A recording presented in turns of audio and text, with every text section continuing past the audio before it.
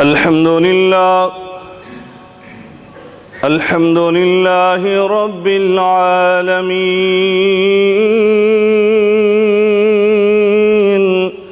والعاقبة للمتقين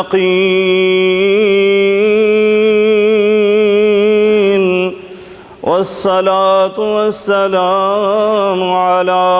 أشرف الأنبياء والمرسلين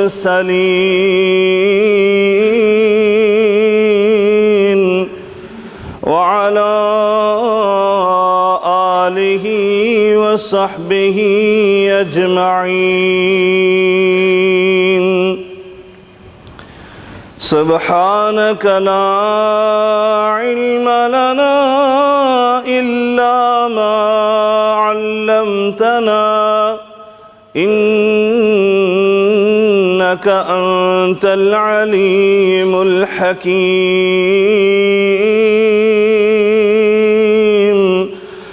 رب اشرح لي صدري ويسر لي أمري واحلل عقدة من لساني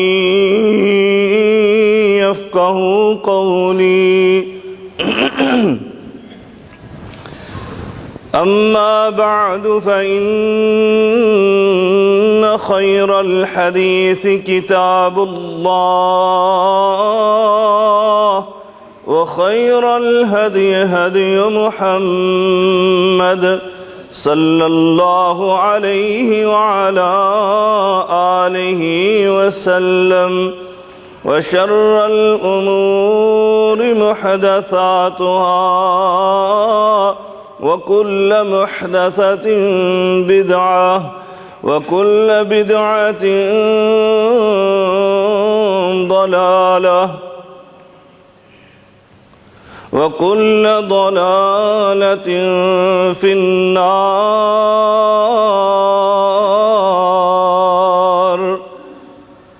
أعوذ بالله السميع العليم من الشيطان الرجيم. بسم الله الرحمن الرحيم. ولا تحسبن الله غافلا عما يعمل الظالمون إنما يؤخرهم ليوم تشخص فيه الأبصار.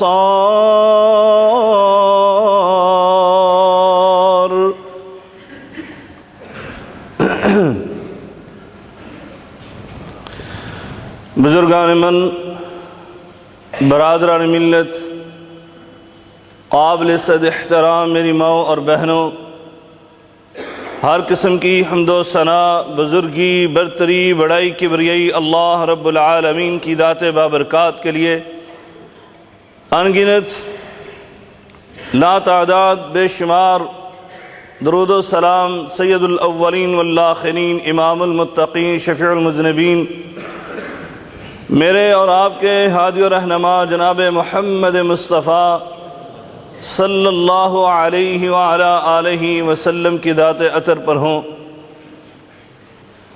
اللہ کم الحاکمین نے تمام مخلوقات کو پیدا کرنے کے بعد ان کے مراتب اور درجات بنائے، ملائکہ سے لے کر حضرت انسان سے لے کر کائنات کے اندر جتنی بھی مخلوقات ہیں، حتیٰ کہ حشرات الارض، زمین کے اندر رہنے والی یہ مخلوقات، کیڑے مکوڑے تک اللہ رب العالمین نے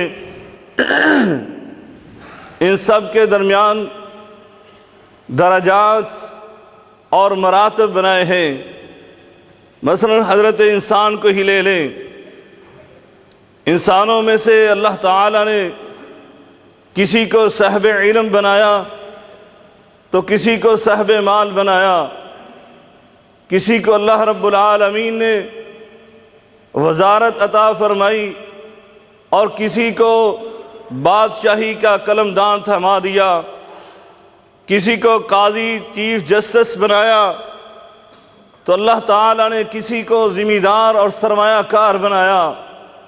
یہ درجات، یہ مراتب اللہ نے اس لیے نہیں بنائے کہ جن کو اللہ نے درجات عطا کیے ہیں وہ اپنے کمزوروں پر، اپنے نیچے والوں پر ظلم و ستم روا رکھیں، نہیں، بلکہ اللہ تعالیٰ نے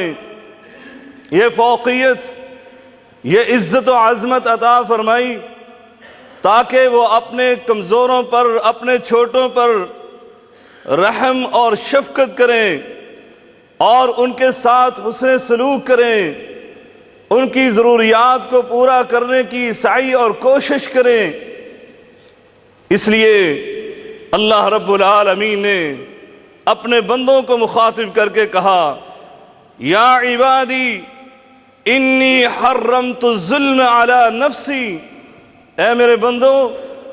تمہارا خالق تم سے یہ کہتا ہے اس نے اپنے اوپر ظلم کرنے کو حرام قرار دے دیا، اور اسی طرح فرمایا وَجَعَلْتُهُ بَيْنَكُمْ مُحَرَّمًا، میں نے تمہارے درمیان بھی ظلم و ستم کرنے کو حرام قرار دے دیا، لہذا سن لو فَلَا تَظَالَمُوا، تم نے آپس میں ظلم و ستم نہیں کرنا۔ ظلم و ستم، ظلم کہتے کس کو ہیں؟ کہا وَضْعُ شَيْءٍ عَلَىٰ غَيْرِ مَحَلِّهِ، یعنی کسی چیز کو ایسی جگہ پر رکھ دینا جو اس کا مقام نہیں ہے۔ وہ کسی فیلڈ میں بھی اور کسی میدان میں بھی آپ کو اس کو، اس کلمے کو، اس تعریف کو آپ جو ہے وہاں پر فٹ کر کے دیکھ سکتے ہیں۔ اگر آپ نے کسی کے ساتھ ظلم و ستم کسی طرح کا بھی کیا تو اس کا انجام بہت برا ہوگا۔ میرے آقا علیہ السلام نے اپنے مقتدیوں کو، اپنے امتیوں کو مخاطب کر کے کہا تھا، ذنبان، دو گناہ ایسے ہیں، ما من ذنب اجدر ان يعجل اللہ له لصاحبہ العقوبہ فی الدنیا، فرمایا ان سے زیادہ کوئی ایسا گناہ نہیں ہے کہ جس کے ظلم کرنے والا، یعنی وہ گناہ کرنے والا، اس کی عقوبت اس دنیا کے اندر ہی اللہ رب العالمین ضرور اسے اس کی سزا دیتا ہے۔ وہ ایسے دو گناہ، فرمایا لیکن اس دنیا میں جو سزا ہو گئی وہ اس کا کفارہ نہیں ہے، جیسے کہ دوسری احادیث میں آتا ہے کوئی بندہ گناہ کرتا ہے، اللہ کی طرف سے اس پر کوئی مصیبت آ جاتی ہے، میرے آقا علیہ السلام نے فرمایا یہ بندہ مسلمان خوش نصیب ہے کہ اللہ نے اس مصیبت کو اس کے گناہ کا کفارہ بنا دیا۔ لیکن یہ دو گناہ ایسے، میرے آقا علیہ السلام نے فرمایا ان کی عقوبت اللہ تعالیٰ ان کی سزا اس دنیا میں ضرور دیتا ہے، لیکن ساتھ سن لو کیا، ما يدخر له فی الآخرہ، فرمایا اس کے ساتھ ساتھ اللہ ان دو گناہوں کی سزا جو ہے وہ کل قیامت کے دن بھی اس کو دے گا۔ اور وہ دو گناہ کیا؟ فرمایا مثل البغی، ایک تو ہے ظلم و ستم کرنا، کسی پر ظلم و ستم کے پہاڑ توڑنا، وقطیعۃ الرحم، اور فرمایا دوسرا گناہ وہ رشتہ داری کو توڑنا ہے۔ دوستو اور بھائیوں، اس لیے میرے آقا علیہ السلام نے فرمایا تھا، اور سن لو گناہوں، ظلموں کی تعریف کرتے ہوئے، ظلموں کی اقسام بیان کرتے ہوئے آپ نے حجۃ الوداع کے موقع پر فرمایا تھا، ان دماءکم واموالکم واعراضکم حرام علیکم، فرمایا تمہارے خون، تمہارے مال، تمہاری عزتیں ایک دوسرے پر حرام ہے، کہ حرمت یومکم ھذا، جس طرح آج کا دن حرمت والا، جس طرح یہ بلد الامین حرمت والا، جس طرح یہ مہینہ حرمت والا، فرمایا بالکل بعین ہی اسی طرح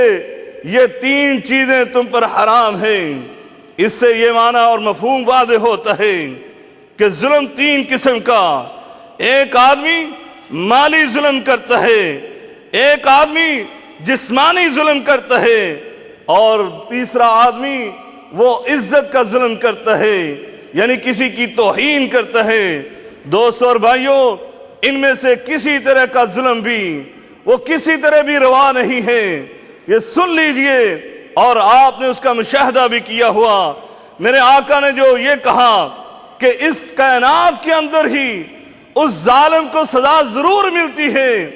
اور اس کا مشاہدہ آپ نے اپنی آنکھوں سے کیا ہوگا۔ کتنے ہی لوگ ہیں جنہوں نے مالی ظلم کیا، کسی کا حق دبا لیا،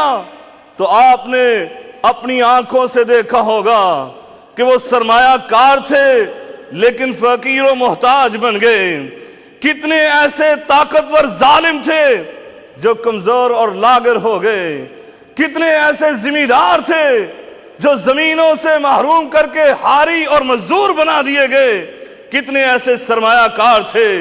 مزدوروں پر ظلم کرنے والے، وہ کارخانوں سے سرمایہ سے محروم کر کے وہ کسی اور کے کارخانے میں مزدور بن گئے۔ کتنے ایسے صحت مند تنوع مند تھے جنہوں نے اپنی صحت سے فائدہ اٹھاتے ہوئے ظلم و ستم کیا تو مریض اور لاغر بنا دیے گئے۔ دوستو اور بھائیوں، کتنی ایسی بستیاں تھیں جنہوں نے ظلم کیا تو صفحہ ہستی سے مٹ گئی۔ کتنے ایسے شہر اور ملک تھے جنہوں نے ظلم و ستم کیا، اس صفحہ ہستی سے تباہ و برباد کر دیے گئے۔ کتنی قومیں تھیں جو اس کائنات میں رہتے ہوئے ظلم و ستم کا ارتکاب کیا، اللہ رب العالمین نے ان کے نام و نشان مٹا دیے۔ میں اپنی طرف سے نہیں کہتا، بلکہ اللہ رب العالمین کا قرآن تمہارے سامنے بار بار اس بات کا اعلان کرتا ہے۔ فرمایا وَتِلْكَ الْقُرَىٰ أَهْلَكْنَاهُمْ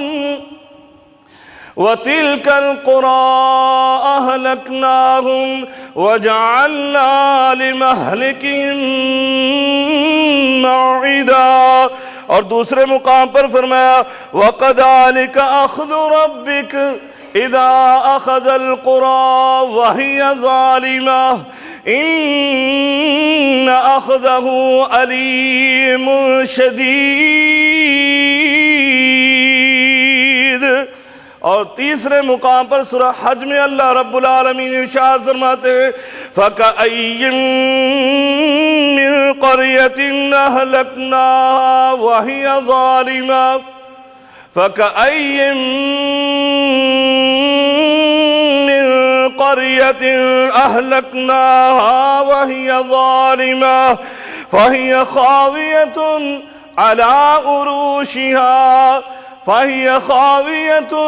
عَلَىٰ عروشها وبئر معطلة وقصر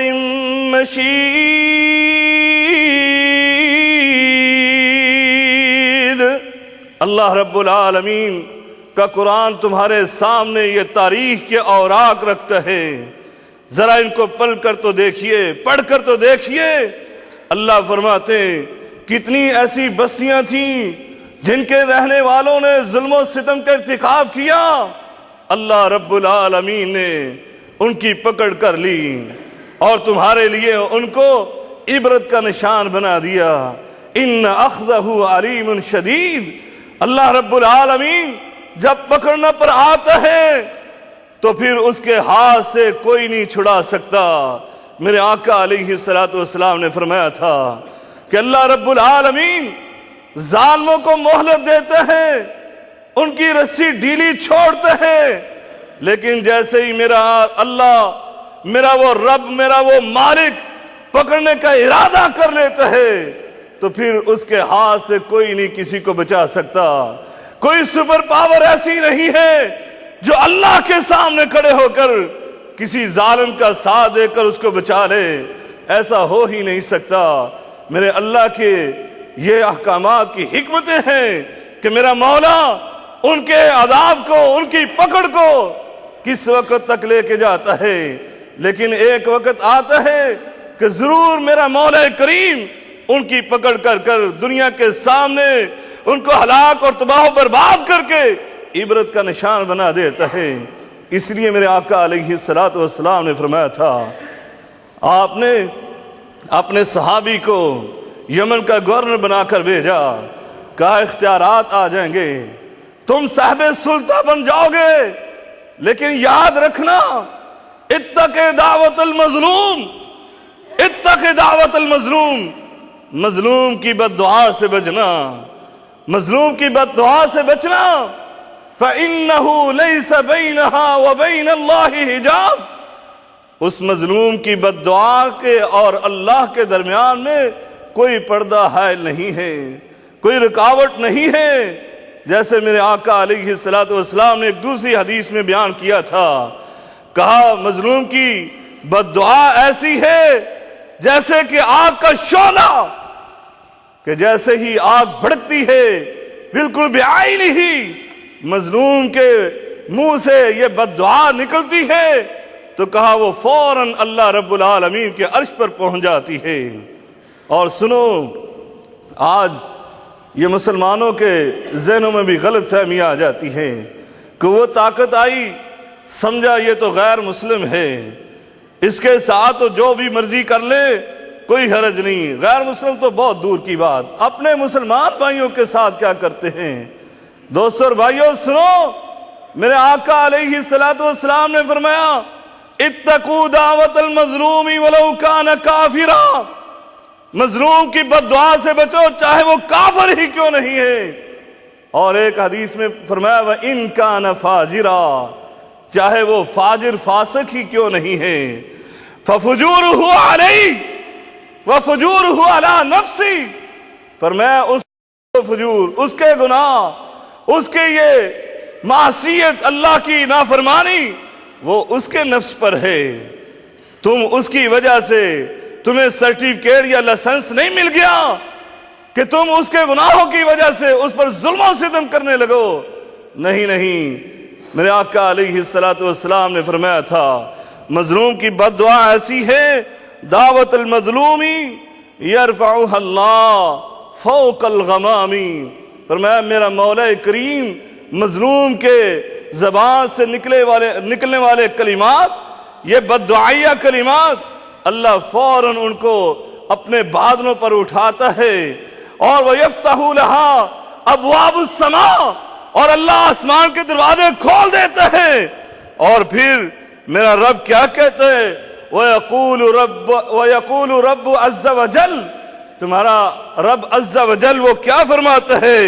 کہتے ہیں وَعِزَّتِي وَجِلَالِي، مجھے اپنی عزت کی قسم ہے، مجھے اپنی کبریائی اور جلال کی قسم ہے، لَأَنصُرَنَّكِ وَلَوْ بَعْدَ حِينٍ، فرمایا میں تمہاری ضرور مدد کروں گا چاہے کچھ وقت ہی لگ جائے۔ ظالم یہ نہ سمجھے کہ شاید میرا مولا وہ میرے اس ظلم سے غافل ہے۔ اللہ رب العالمین نے سورہ ابراہیم میں یہی ارشاد فرمایا وَلَا تَحْسَبَنَّ اللَّهَ غَافِلًا عَمَّا يَعْمَلُ الظَّالِمُونَ، یہ ظلم کرنے والے یہ اللہ کو غافل نہ سمجھیں، وہ میرا مولا کریم وہ تو لطیف بھی ہے، وہ تو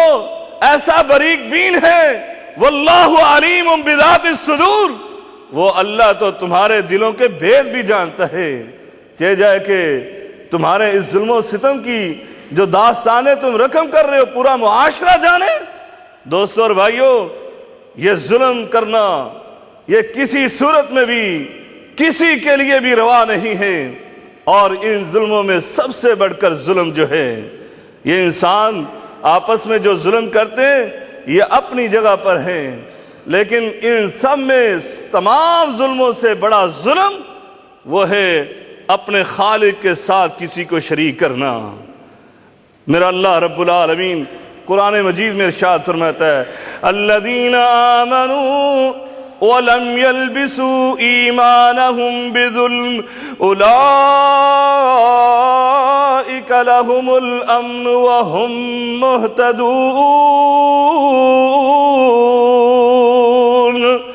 اللہ رب العالمین فرماتا ہے وہ بندے ایمان والے جنہوں نے اپنے ایمان کو ظلم کے ساتھ خلط ملط نہیں کیا، ظلم کے ساتھ ملاوٹ نہیں کی۔ دوستو اور بھائیو، آج یہ غلط فہمی مسلم معاشرے میں پھیلائی جاتی ہے، جس بندے نے کلمہ پڑھ لیا، دائرہ اسلام میں داخل ہوا، وہ کچھ بھی کر سکتا ہے۔ اور سب سے بڑھ کر سب سے بڑا ظلم کہ اپنے خالق اور مالک کے ساتھ، اپنے حاجت روا، اپنے مشکل کشا کے ساتھ، اپنے الہ معبود مسجود و مطلوب کے ساتھ کسی کو بھی شریک بنا لے، کسی کو بھی اپنا فریاد رس سمجھ لے، کسی کو بھی اپنا مصیبت سے نجات دہندہ سمجھ لے، مشکلات سے نجات دینے والا سمجھ لے، اولاد دینے والا سمجھ لے، یہ سب سے بڑا ظلم۔ سنو، اللہ رب العالمین فرماتا ہے وہ بندہ مومن جنہوں نے اپنے ایمان کو ظلم کے ساتھ ملاوٹ شدہ نہیں کیا، خلط ملط نہیں کیا، یہی بندے ہیں جو امن و امان میں ہوں گے۔ آج دنیا میں دنگا و فساد ہے، ہر جگہ پر خرابی نظر آتی ہے۔ اس کی وجہ کیا ہے؟ امن و امان ختم ہو چکا، خوف دہشت یہ دلوں میں سما چکی، معاشرے میں خوف ہی خوف۔ اس کی وجہ یہی ہے آج دنیا کے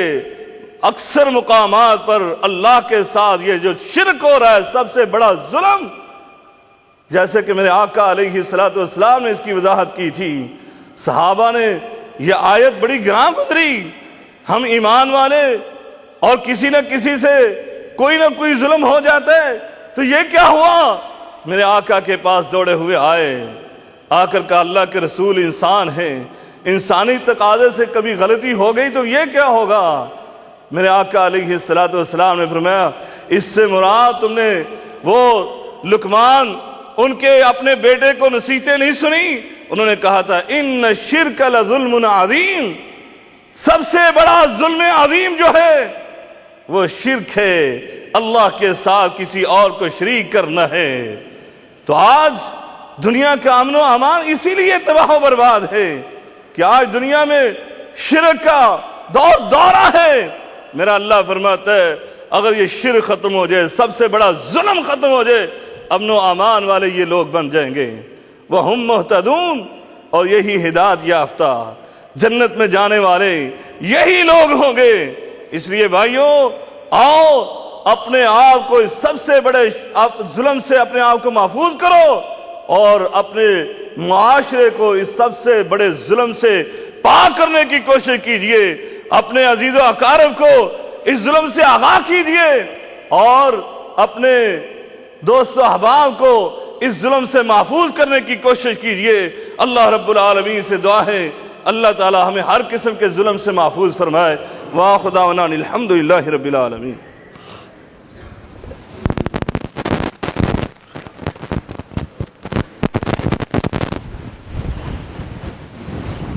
الحمد